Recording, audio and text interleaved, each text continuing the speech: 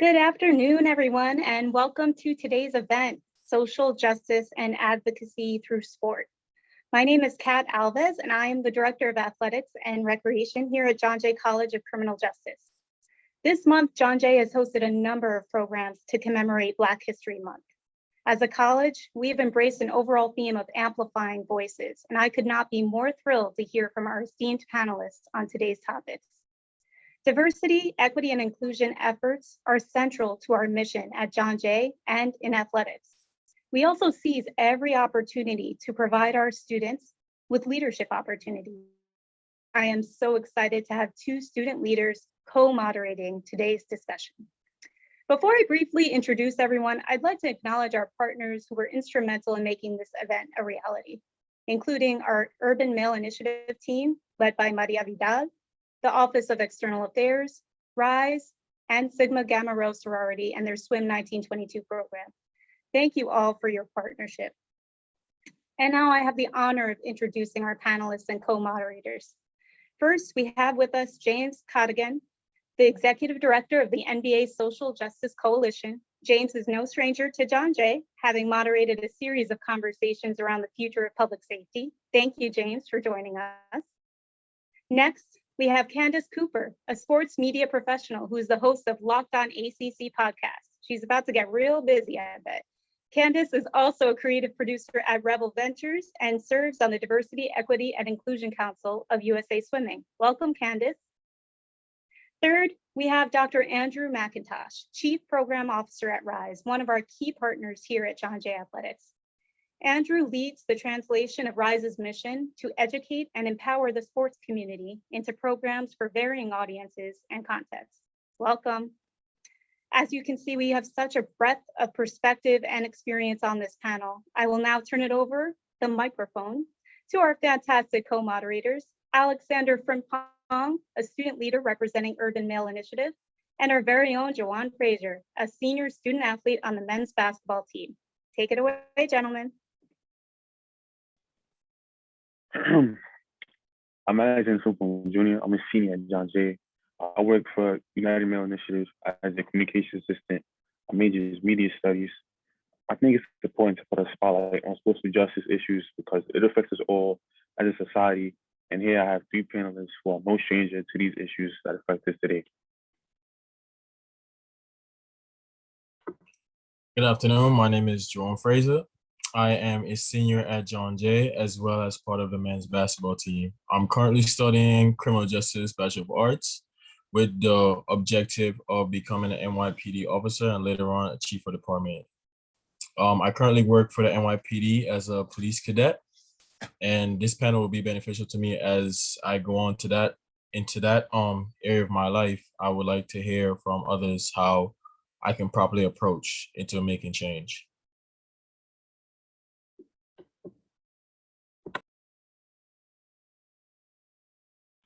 Thank you, Juwan, for that lovely intro. I'd like to start off with our question. Thank you all for joining us. It's an honor to be with each of you today discussing social justice issues and advocacy through sport as we mark Black History Month. Each of you bring an interesting perspective to this conversation. Could you please start by giving us a brief overview of your personal and professional journey? Let's start with James and Candace, then Andrew.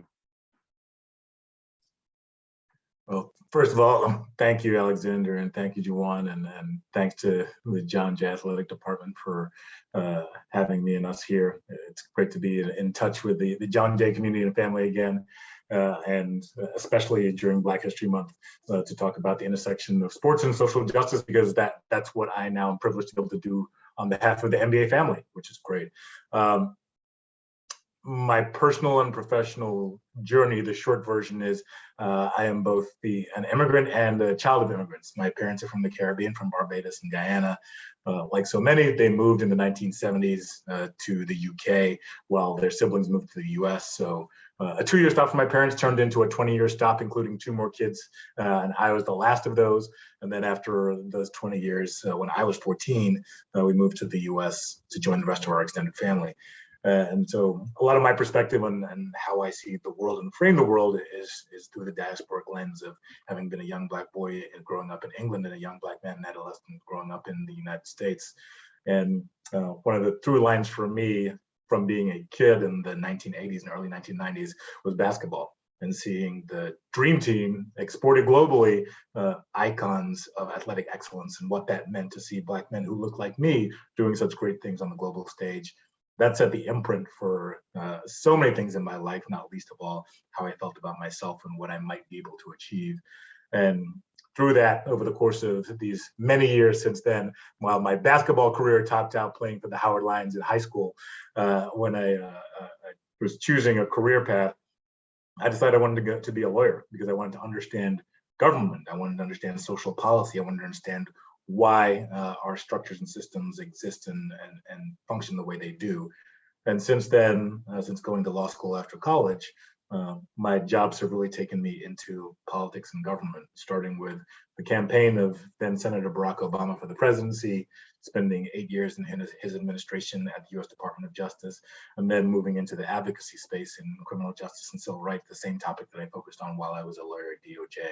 So to be here now and working on behalf of the NBA community to advance social justice in sports is unites my childhood passion and experience with my life and career, which I am incredibly privileged and blessed to be able to do.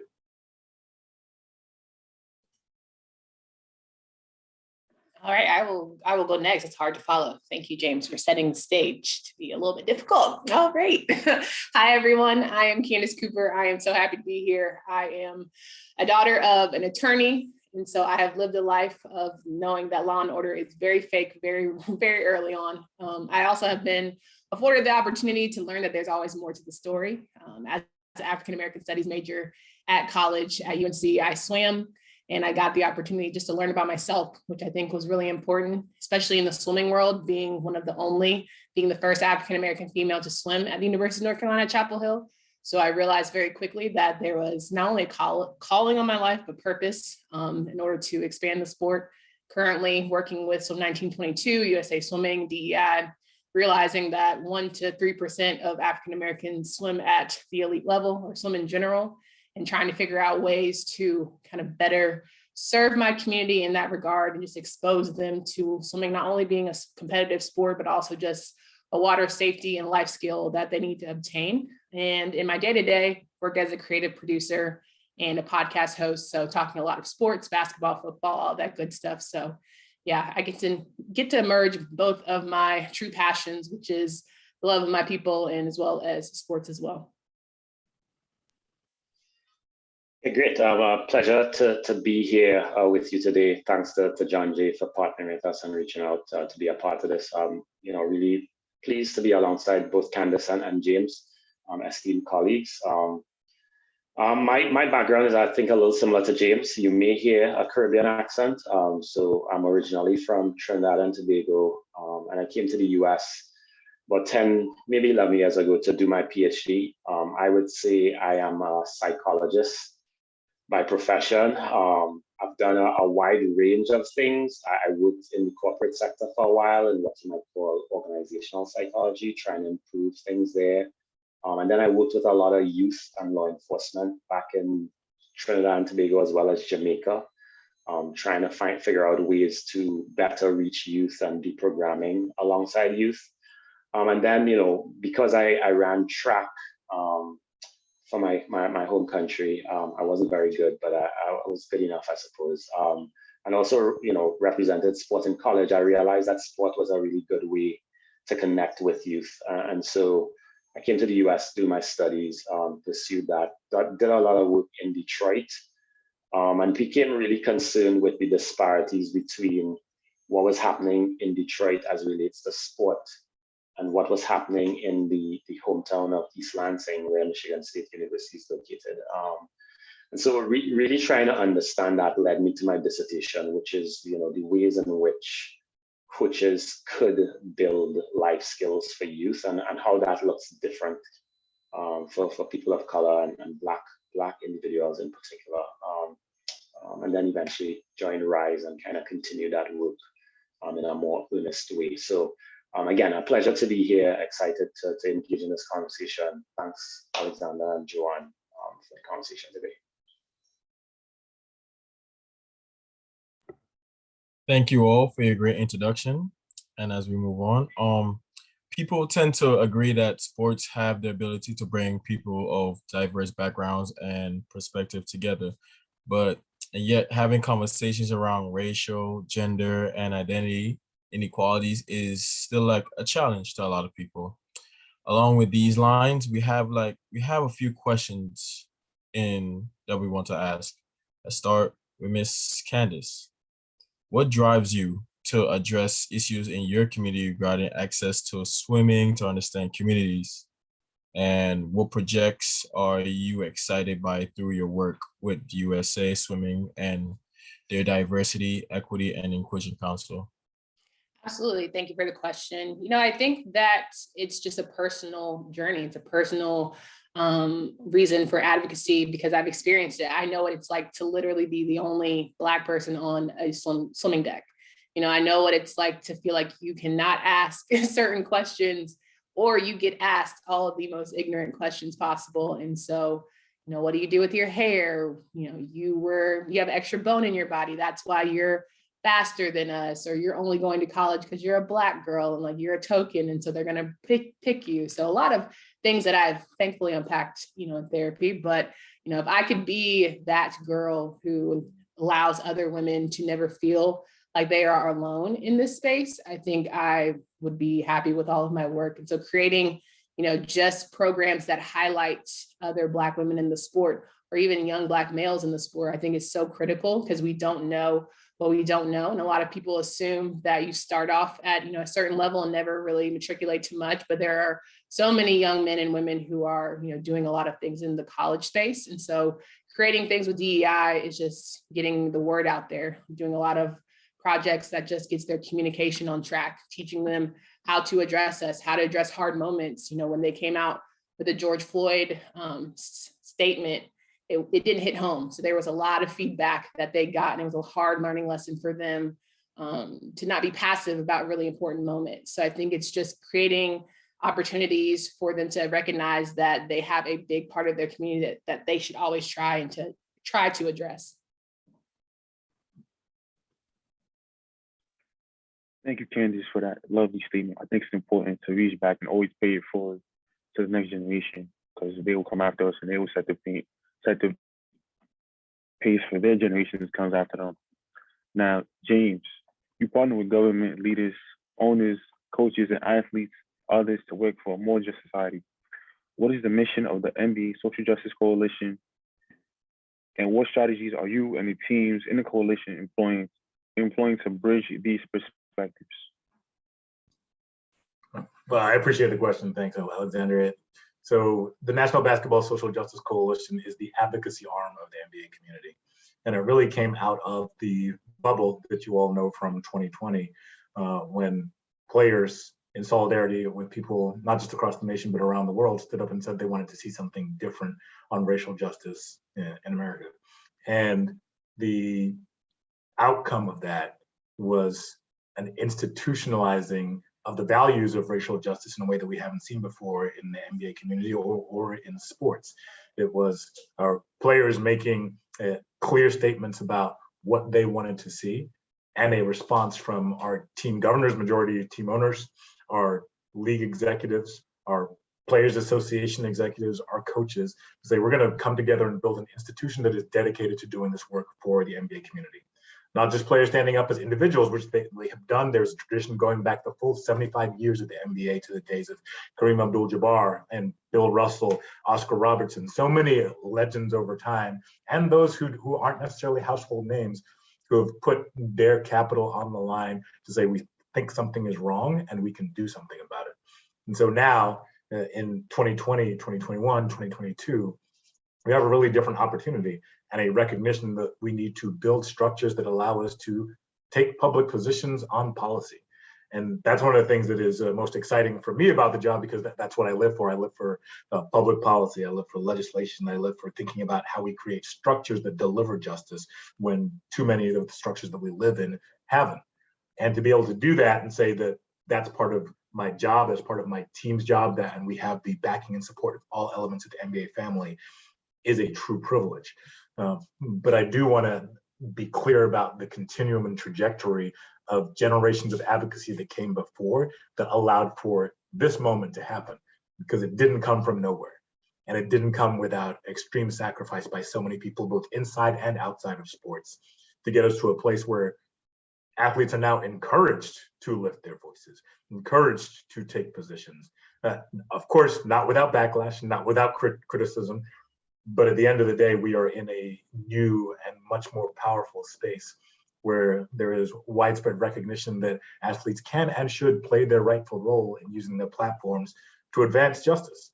And that's a really special thing to be a part of, especially for the NBA community, where we have a cohort of players that is 75% Black and a deep and abiding invested interest in and concern for the Black community and people of color across the country. Thank you. I feel like, as somebody that's on the front lines dealing with these teams every day, it's important that you come out and you speak. So what is really going on behind the scenes? Because to many of us, it seems like NBA may be a little lax on how they feel after the bubble. But I'm glad that you made that clear.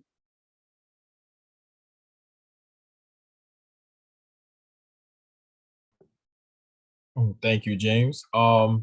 I can 100% agree with everything you're saying, because as we live in today, we can see a lot of NBA players now are taking a stand on what they feel like it should be right.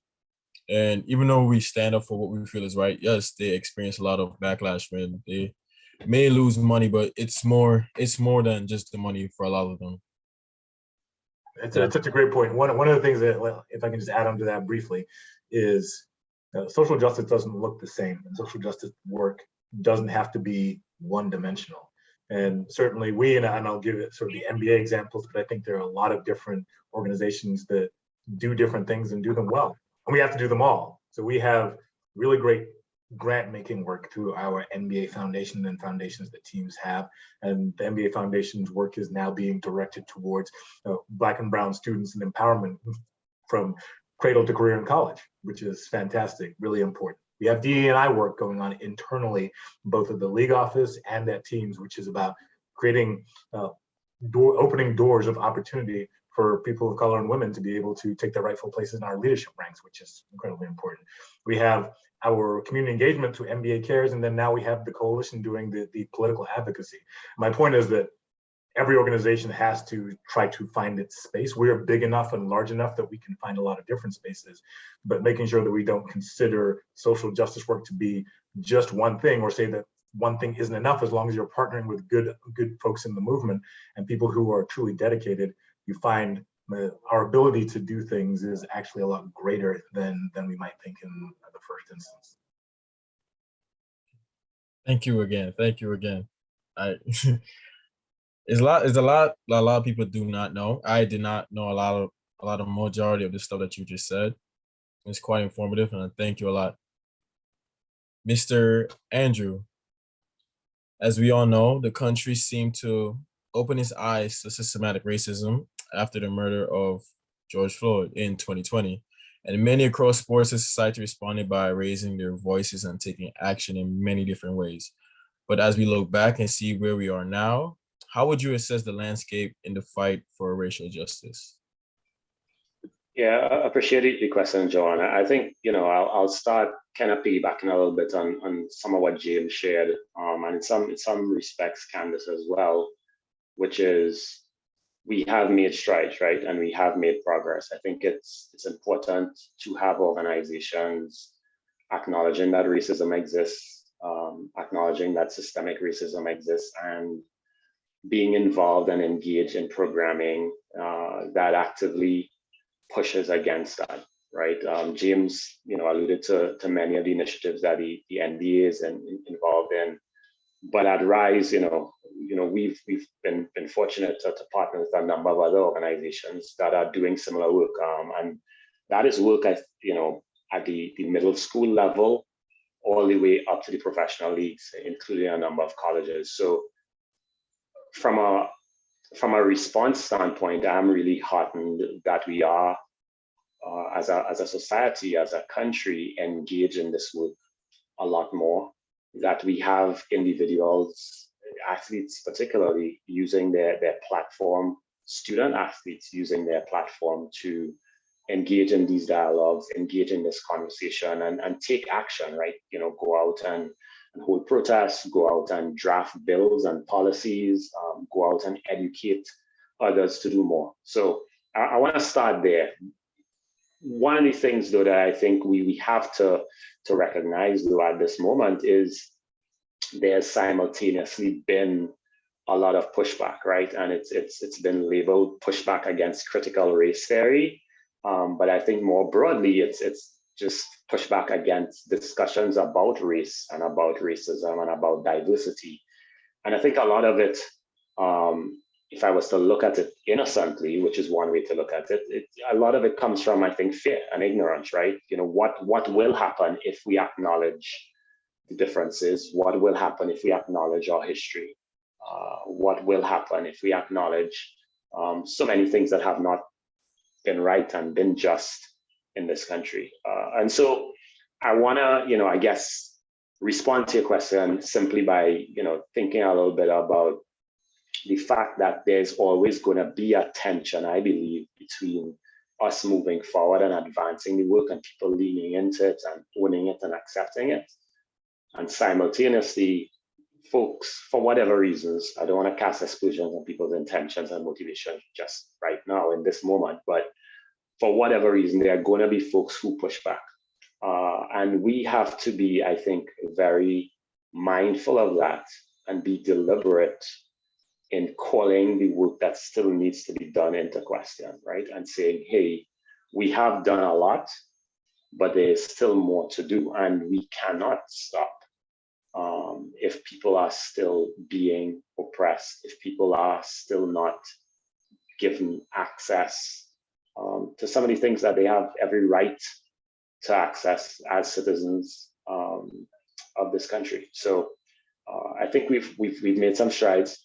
I'm happy about those strides, but I'm simultaneously challenged and on alert about the work that still needs to be done.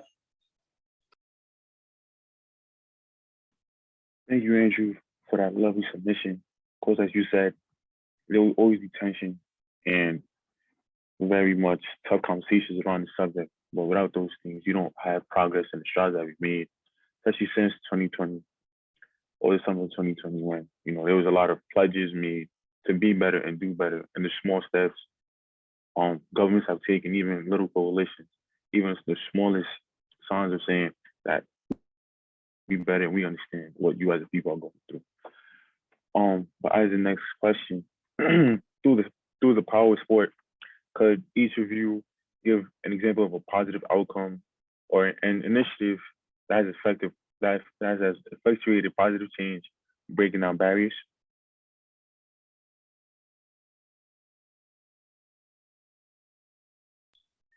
I'm happy to dive in. If one of the things that, and this is from my particular corner of the world, again, thinking about policy and legislation, right now we are supporting a bill called the Equal Act, which is a sentencing reform bill that finally eliminates a 40-year-long disparity in the way people are sentenced for crack cocaine offenses versus powder cocaine offenses.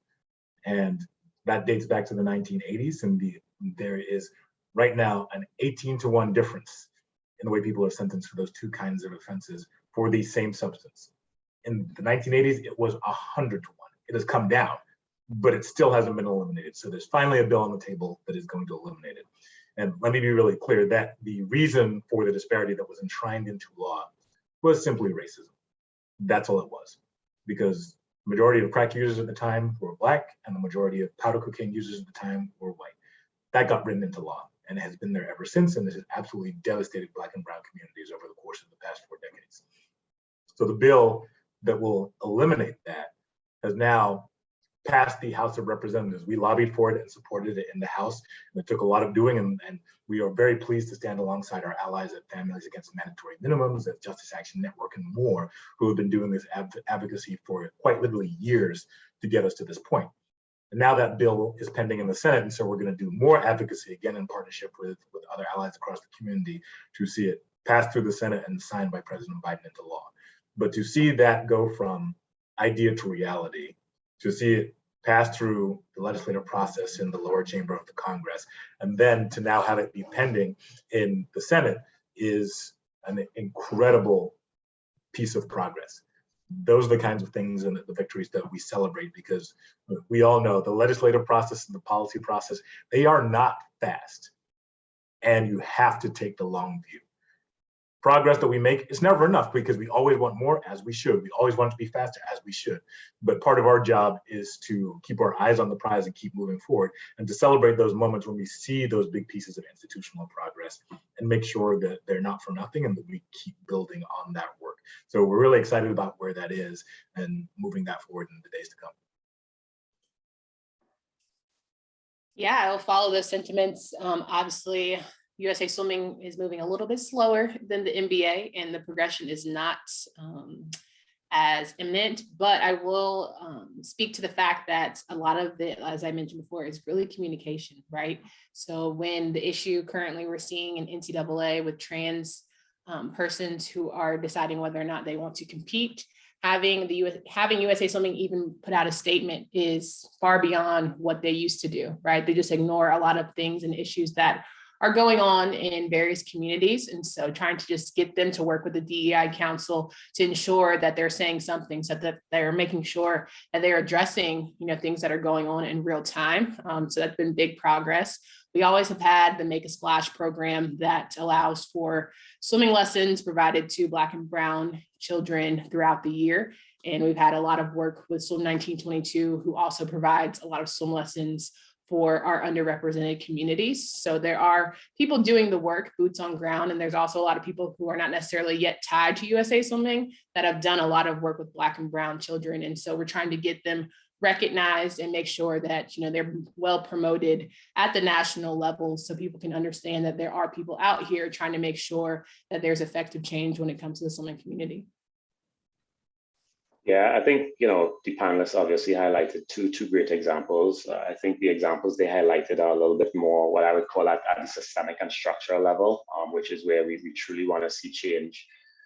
RISE, I think, does a lot of its work at the interpersonal level, meaning that we do a lot in terms of education, and then we partner with organizations like USA Swimming, like the NBA, to hopefully allow that education to translate into what I would call empowerment, and then some more of these systemic structural pieces. So, I would say that RISE has worked with a number of organizations where DE&I and education around race and racism is now a part of an orientation process for all of their employees, right? They have annual trainings around DE&I. They have DEI councils that we've helped folks set up. We've, administered surveys where folks are understanding what the perceptions are and how they can shift their culture and be more inclusive. So not wanting to name too many names here, but we have been able to work alongside organizations and have them commit to educating their staff.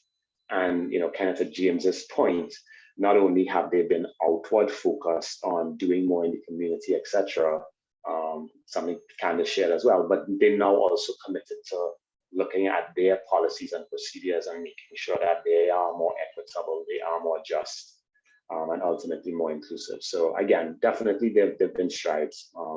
And to James's point, more to be done. We just kind of need to push forward. Thank you very much. That's actually quite informative, knowing like there's different changes, different positive change that's in progress and have been very beneficial in many different ways. And I'd just like to ask this other question. As a college dedicated to justice in all forms, John Jay, it actually strives on the atmosphere that's inclusive, welcoming, and celebrates diversity as our strength. Why do each of you think discussions about diversity, equity, and inclusion are particularly important in college spaces and in college athletes? And for this question, can we start in this order? We start with Mr. Andrew, then Mr. James, then finally Ms. Candace. Yeah, absolutely. I think it's a great question. And I think the answer is simple, right? There is humanity in all of us, right? And that humanity needs to be acknowledged and respected. College is a place where, for many of us, it's the first time that we are on our own and thinking about ourselves and our careers and what we want to do in the world, right? So what better place than to truly understand not just my own humanity, but everyone else's. Hopefully, I would have learned that before then.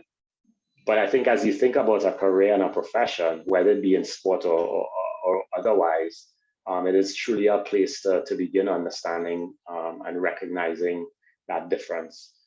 Recognizing that difference is strength. And the ways in which that operates, not just, as I said before, at an interpersonal level, but systemically. And so if we kind of think of the notion of the beloved community, which was popularized by the Reverend Dr. Martin Luther King Jr., in his understanding of that concept is this understanding that there needs to be social and economic justice. And I think colleges need to be out front in leading and educating us around that. It's one of the reasons why I think it's challenging when you have curriculum being restricted, because college needs to be a place where people can have dialogue and be exposed to a multitude of ideas and be able to kind of understand what their position needs to be in the world. Sport and athletes in particular have always had that leadership role. They hold a way more sway than I ever will. And so the ways in which we can better educate them and better empower them to use the platform they have and be passionate about the causes that many of them already are passionate about, I think will always just make a ton of sense. So definitely I think that more of this should be happening. I would absolutely co-sign everything that Andrew just said.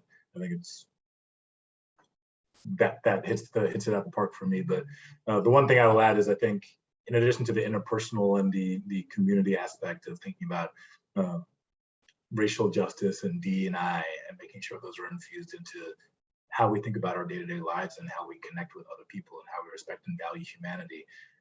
I would also add that colleges end up being labs for the rest of the world in life. That the things that happen on college campuses are not just about what you learn in the classroom or out of the classroom as students. It's about what do professors and administrators think? What ideas come to life in the dialogue and debates that people have and the frictions and tensions and arguments that people have. So much of that ends up informing our broader society. The purpose of the academy is of course about the student, but it's also about the ideas that grow in academic settings.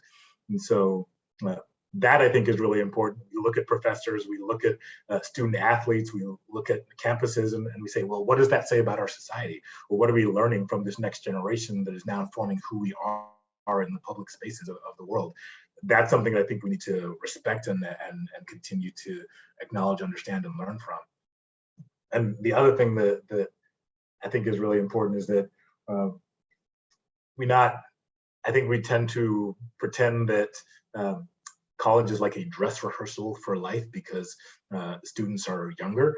And I think that's totally wrong because most of the social justice movements we've seen throughout time have been driven by young people. It's no dress rehearsal, right? It is life that even as you are growing and learning at a very specific stage in your life and development, there are so many young people who have quite literally changed the fabric of our society. And I think to ensure that the dialogues about racial justice are rich and nuanced and textured and historical in colleges has a beneficial ripple effect out into society immediately. It's not just when you go into the workforce, what you say now can really change the course of history. And that's something that gives me a lot of hope. Yeah, two really great, strong statements there. I would say from just a very lighthearted side, college is the most exciting time to really trying to get yourself out there, especially in this day and age, right? You can have a 60-second video go viral and you can affect change. You can get someone's whole page taken down within an hour, right? You can, put something out there. You can have a statement from Gucci or Fendi or somebody having to listen and learn just because of what you experienced, just by one shopping experience. So I think this is the time where you can best advocate for yourself because you have so many resources at the ready for you. And, the way with which I'm dating myself here, but like Instagram wasn't that popular. Like I think I had that like my senior year. So we didn't even know. And now you've got TikTok, you've got Snapchat, you've got all these different social platforms that can really affect change and really educate people on issues that they probably had no idea about. Just a random scroll can make people interested in causes that are really passionate for you that can eventually like get other people involved in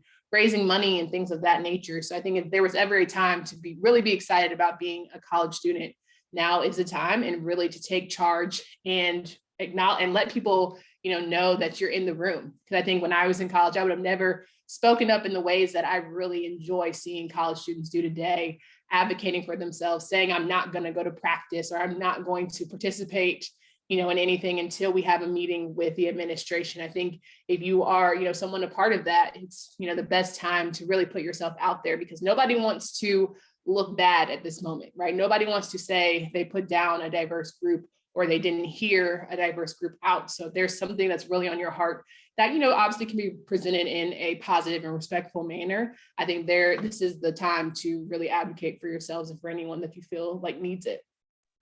Yeah, I'll just piggyback a little bit, and I'll help you out, Candace, by saying that Instagram wasn't even invented when I was a senior.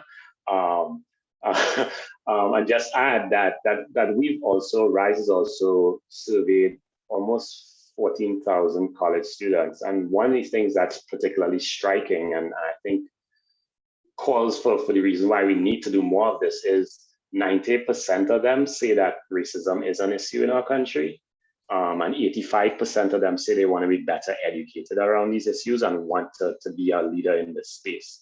So, in addition to everything else that we've all said, I think there is a demand from student athletes to do this work. You see it as an issue and you want to bring about change. And so administrations in general need to listen and provide programming that allows you to be the leaders in this space as well. Thanks, Andrew, for making sure that I didn't feel bad about turning 40 last week. I got you. These are beautiful submissions. And I feel like it's also important to, make sure everybody's voices is heard, as like Candace said.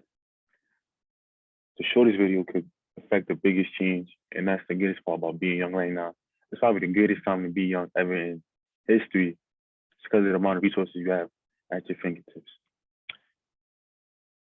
From each of your perspectives, what factors go into creating an inclusive campus of organizational culture? What role can students, athletes, coaches, faculty, and administrators play in that process?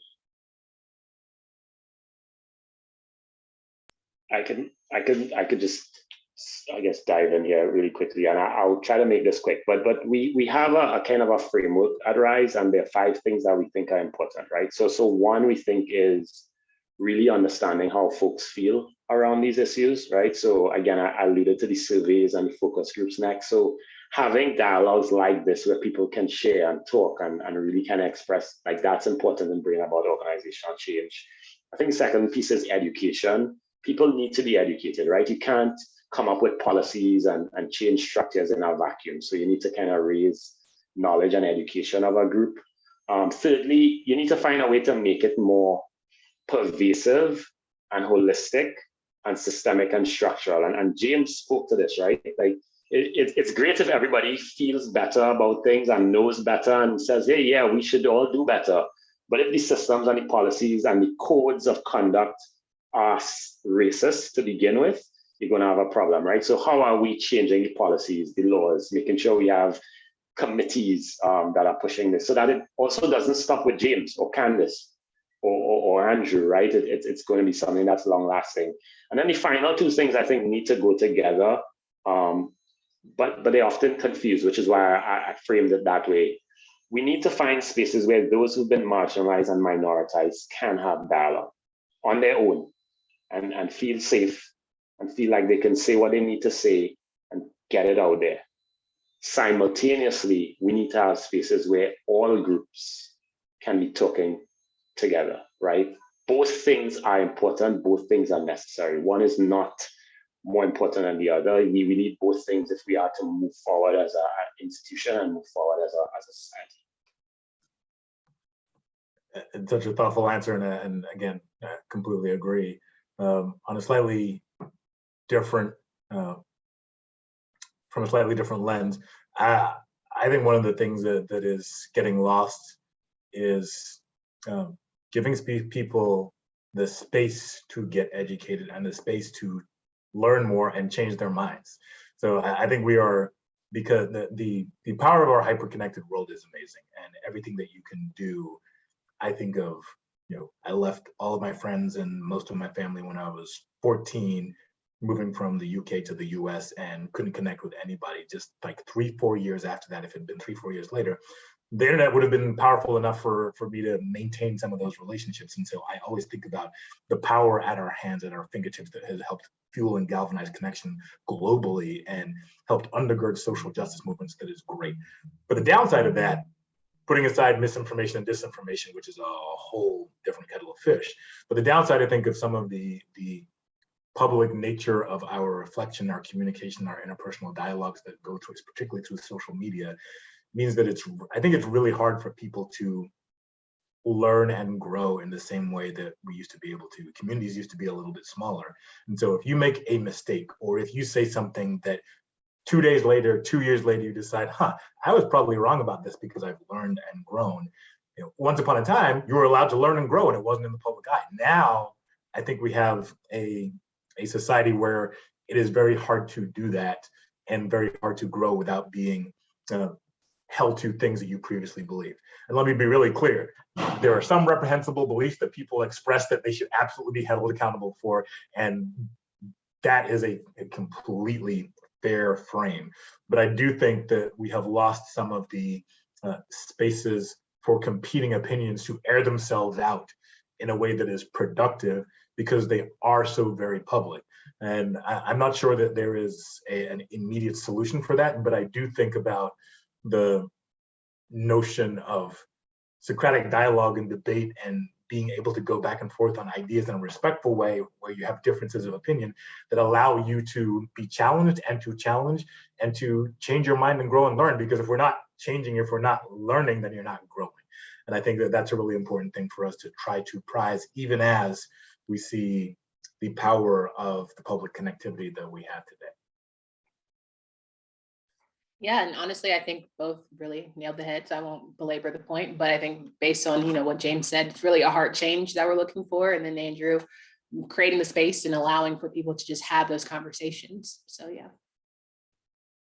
I'll just connect one dot just back to what James shared, right? Which I think goes back to why we need these conversations, I think, in the collegiate space more, James, right? Like, because for me, like that's where I did a lot of that, right? That kind of fact finding, I was introduced to feminist points of view. I pushed back against them. People kind of put me in my place. Like we had that conversation and dialogue, and I came out of my undergraduate experience being like, wow, I thought my parents set me up for the world, but they didn't, right? Like there was so much more to the world that I never thought about before.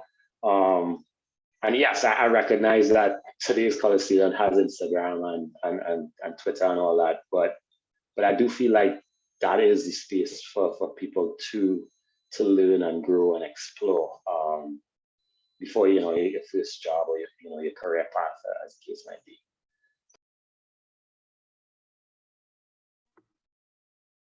Thank you. Everything you said is definitely true. We have to make space. We have to make time. We have to have those conversations, because the world we live in today, it's a lot of people may not know what's going on, and they may speak out on stuff that they're not quite equipped to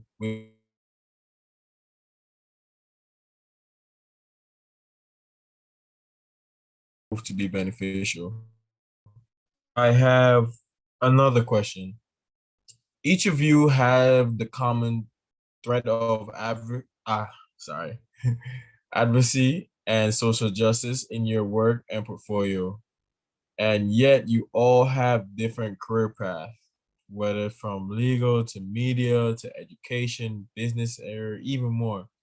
So I'll ask you, what advice do you have for John Jay or any CUNY students listening today about the role they can play and the steps they can take to create a social change now and through their entire careers?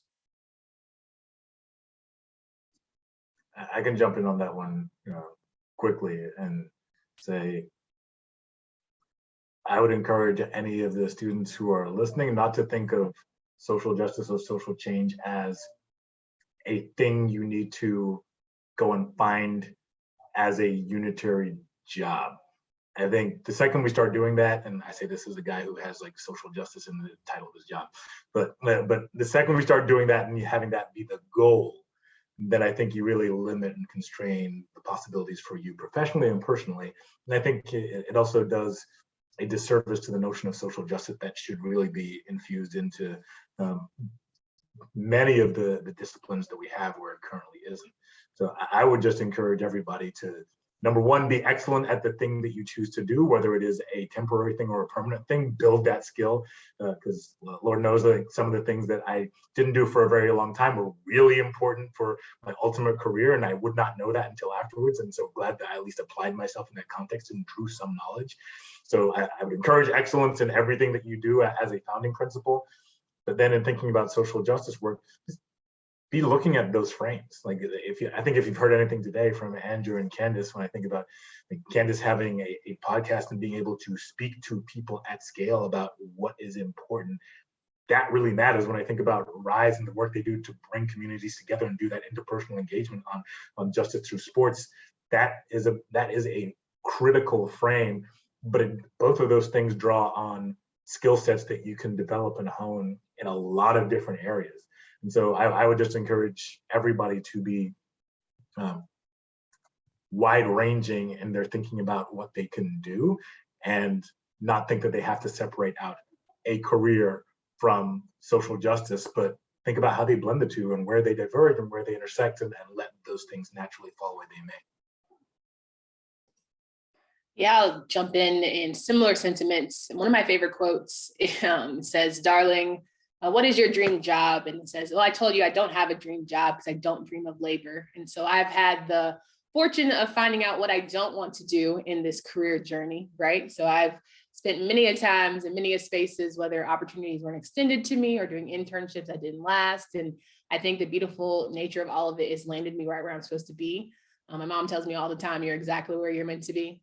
So I think when you go into these spaces and as you get into your career, you really need to relish the fact that college and you see people that look like you in a lot of spaces doesn't necessarily happen in your career space. And so you might be, unfortunately, the representative. You might have people feeling like you have to be the voice and speak for your entire, affinity group just because you look like something. You might not have had that experience at all, but of course they'll look to you. And so it's about knowing who you are. And when you come to the place of having to educate people, having them do the work, right? You've done the work, you've lived the work, said work, right? So I think it's important to make sure that you put yourself in a space to really feel loved and appreciated and having a positive culture fit. I think that's huge.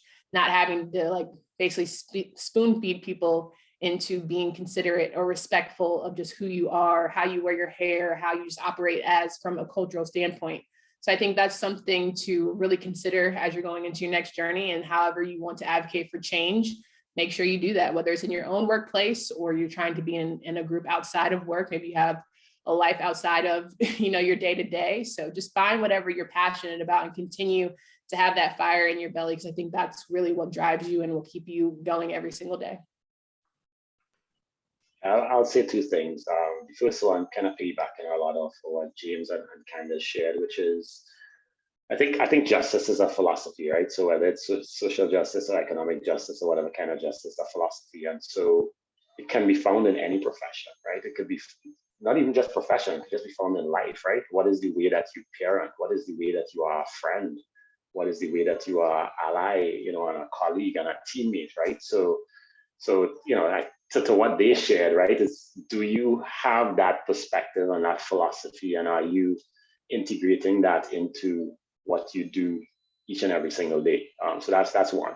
The second piece, I think, as someone who didn't necessarily start off having kind of justice as part of my philosophy, like I kind of alluded to some of the conversations I had when I was an undergrad. I think the piece about it for me is the quote by Maya Angelou that says, do the best you can until you know better, and then when you know better, do better.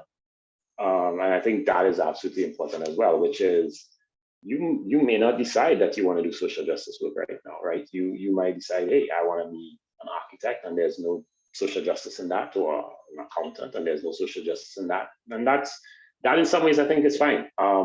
But when you learn more and do more and experience the world and you know better, I think challenge yourself then to do better, right? So that this doesn't have to be something you decide that you're going to do right now, and here's how I'm going to do it. Continue to grow and continue to learn. And as you do that, let what you do improve as well.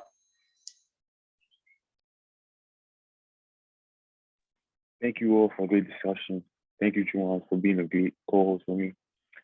I would now like to give a chance for the audience to ask our panelists questions. Please use the raise hand function.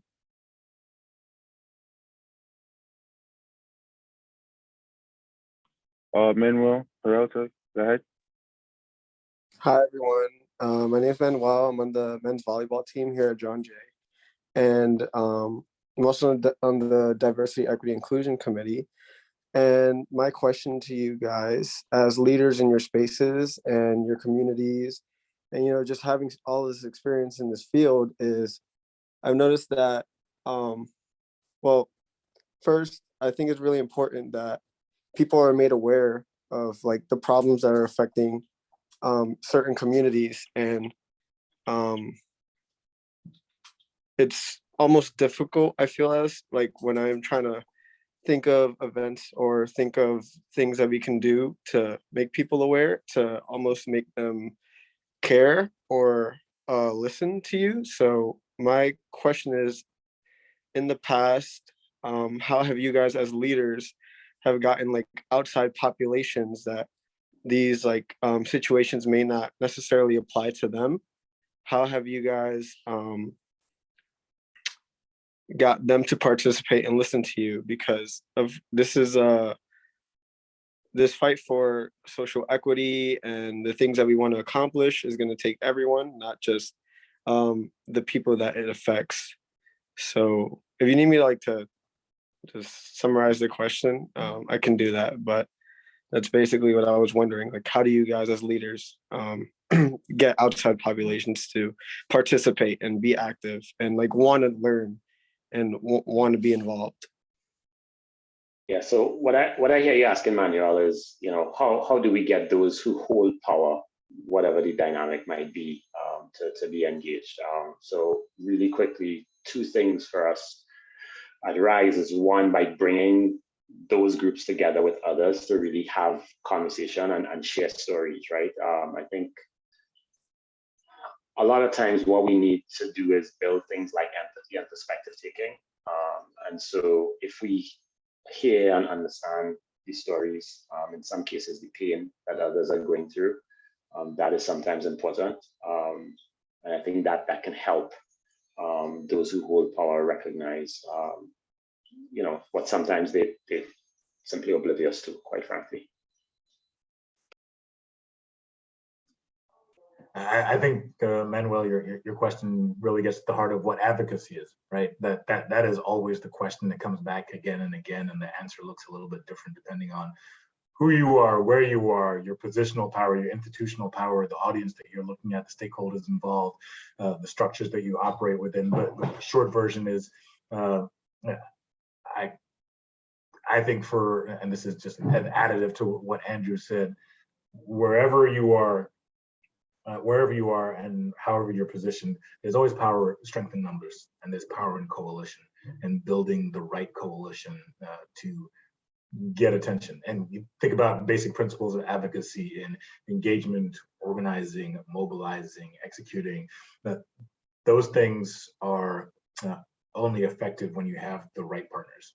And that can be a broad group or it can be a narrow group. It just really depends. And I think context is always king, but it's always, at least the way I think about advocacy now at the NBA community and the National Basketball Social Justice Coalition, we get a lot of attention simply because of who we are in our brand and the fact that we represent a major American sport.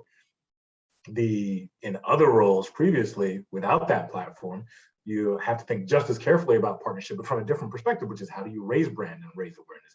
How do you make sure people are paying attention? And what does that look like? I think you work through the same questions no matter where you are. The answers might look different, but finding that right set of partners to stand shoulder to shoulder with will give you the best shot at bringing more people in, making institutional power responsive to what you say, and making sure that your agenda manages to move forward with the resources that you have.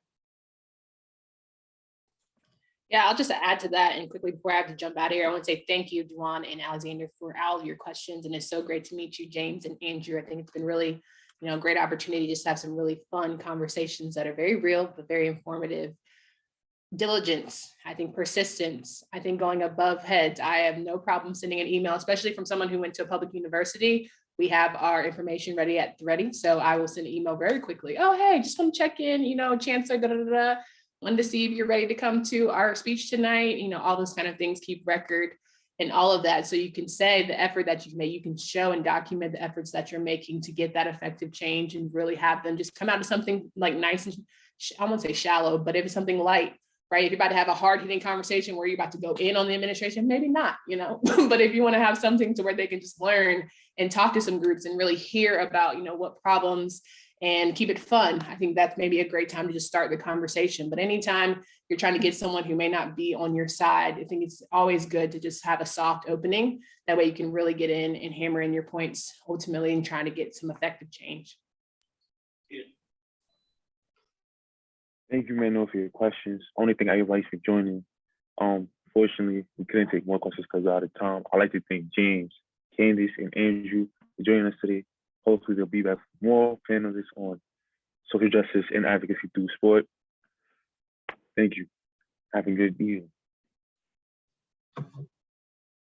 Thanks for having us. Thanks for having us. Bye. Thank you.